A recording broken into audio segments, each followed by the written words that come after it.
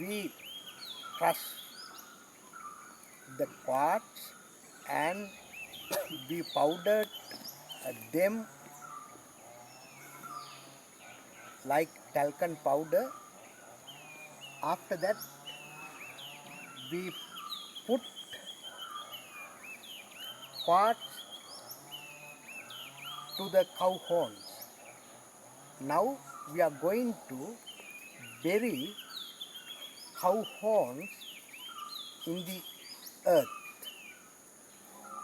Now we have 14 horns with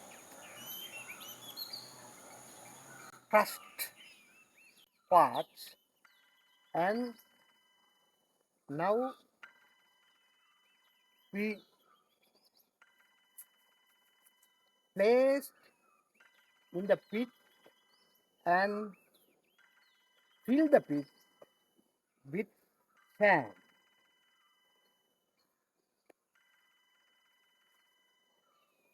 After 3 months, we are afflicting these horns and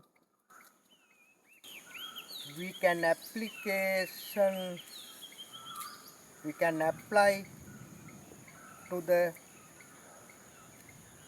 biodynamic agricultural lands. Thank you.